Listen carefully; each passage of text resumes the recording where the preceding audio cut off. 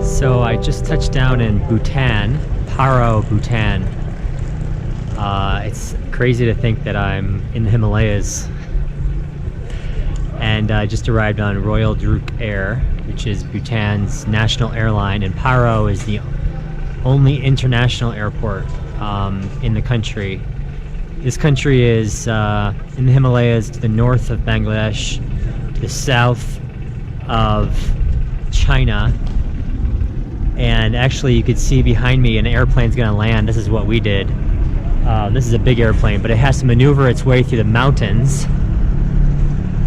Holy crap. It has to maneuver its way through the mountains and swing around on this runway. It's insane just to land here because it's in the middle of the mountains.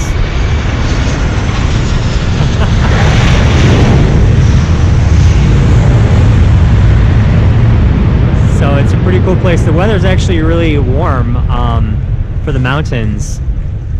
It's probably about 70 degrees and it's really comfortable. It's going to be cloudy and rainy for most of the visit, but it should be pockets of nice weather. I can get some good photos of some of the zongs and meet some really cool people and experience the culture here in Bhutan for 3 days. So getting ready for the experience. I'll take you along. I just learned that only 11 pilots are trained to fly into this airport because of the mountains. They have to fly through the mountains to get here. And I'll be spending 3 days with one of the best guides in the country. Yeah, Jim. And so Jim and I he's gonna take me around and show me the beautiful sights of his beautiful country. And I'm really excited. And then this is my driver. Yeah. Namgay? Yeah. Yes. My driver Namgay is gonna be taking me around in our car here. We're here at the main entrance to Thimphu, the capital of Bhutan. And the scenery is stunning here, so hopefully you're enjoying it.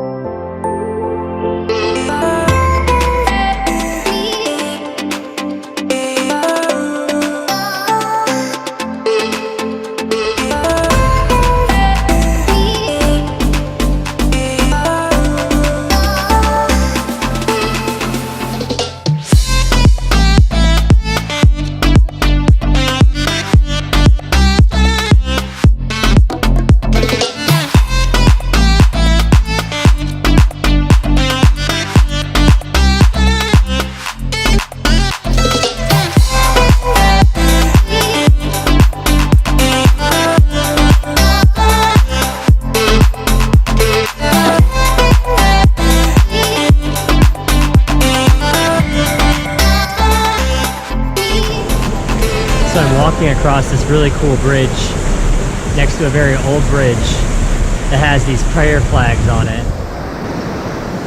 It's so peaceful here. There's hardly anybody around. So I'm here in Thimphu, the capital of Bhutan, walking around the National Memorial Stupa. See, this big tall object is a stupa, which is supposed to represent the image of Buddha. And you can walk around this a minimum of 3 times and a maximum of 108 times. So 3 is the minimum because it represents mind, speech, and body. And 108 is the maximum because that's a lucky number in Buddhism.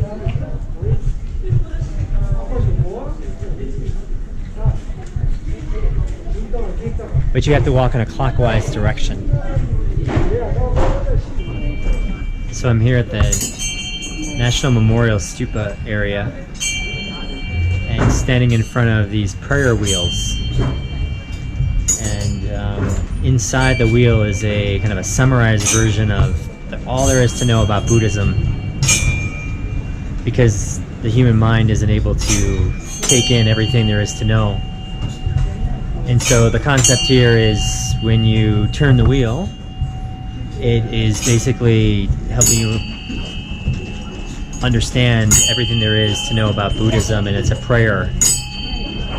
So that's the whole idea, is that you're giving good intentions out into the world by spinning these prayer wheels. You gotta spin some.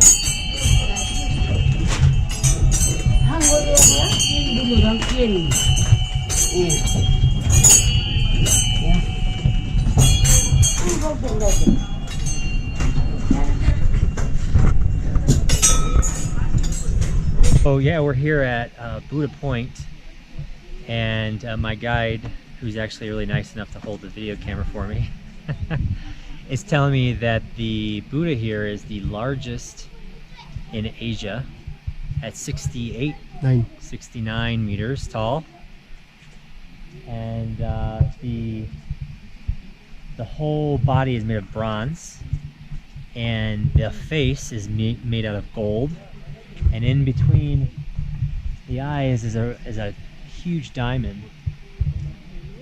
So no one's going to be climbing that to actually get it, but it's pretty safe up there. But we're up at this really tall point in Thimphu, Bhutan, and seeing these amazing sights.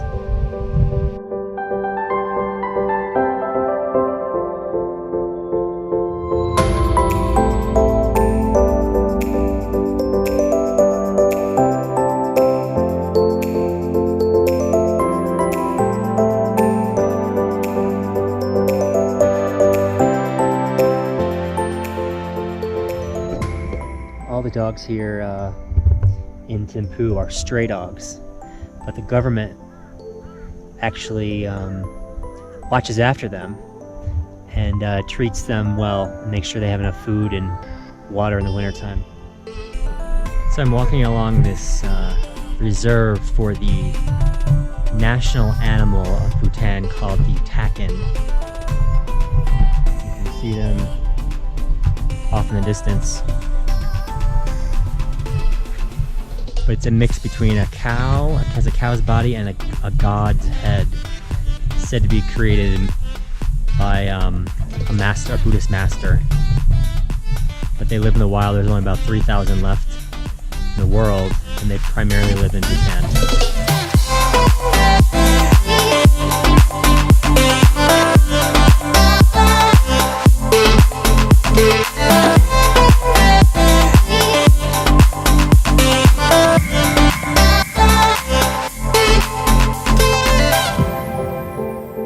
So this is the Tashi Shizong Fortress. It's divided in half, half kind of the minister of the monastery for the whole Bhutan, and then also administrative side for the government. But these big buildings are called zong. And they're very historic, and you'll see them all throughout Bhutan with the architecture. And I'm sure my guide's going to teach me about the architecture. But standing in the middle of the courtyard, and you can just see the beautiful architecture. This is all built by hand in the 1600s, and this area that I'm standing in is used for large performances for the country of Bhutan. It's required to wear long-sleeve shirts as a respect to the king and to the people. And my guide behind me is wearing a white robe for him, as a local, to show respect.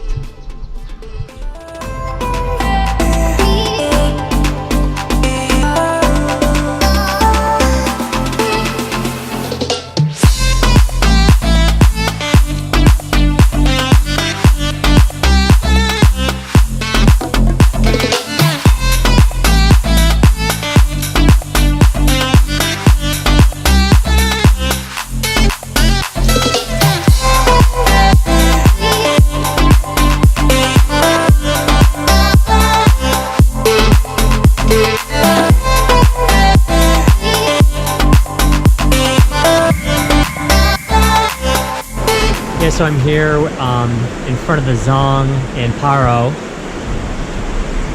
and it sits on this hillside overlooking the city. It's pretty spectacular and very peaceful here. Just standing here, this is the view from my hotel. Not too shabby. It's overlooking the town of Paro, Bhutan. So I made it here to the Tiger's Nest here in Paro, Bhutan. It sits at 3,100 meters in altitude. We climbed from 2,300, so 800-meter climb, pretty grueling. But it's one of the most sacred monasteries and temples in all of Buddhism, built in the 8th century, and they say the second Buddha visited this place. And actually I was by the cave where the second Buddha was said to have been. And one of the most special moments was when my guide and I meditated in that special room.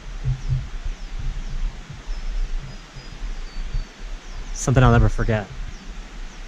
But it's so peaceful here. Hopefully, as you're watching this, you can be at peace too. Hopefully I've given that to you today. It's been so interesting to learn about Bhutan and travel here, to learn about the culture, and see the beautiful sights that this country has to offer. It was really interesting to learn that this country is 100% Buddhist, and they limit tourism here, so only 8,000 and 9,000 tourists a year visit the country. They do this by putting a fee to come into the country. In the off season, it's $200 for a solo person plus a $40 supplement, so $240 for one person just to visit per day. I mean, that includes everything: your hotel, your food, entrance to all the great things to see. But it's pretty steep, which is why there's not a lot of tourists. But it's definitely worth coming to visit. So I must sign off from this amazing adventure. I think my favorite part of the whole trip was climbing Tiger's Nest. It was pretty special to be up there, climbing that amazing mountain and being at the monastery at the top. A lot of history, very old Buddhist history, and it's a very special place. Well, that's a wrap from Bhutan. Had a great time, such a beautiful place, and now heading to Nepal. So here we go.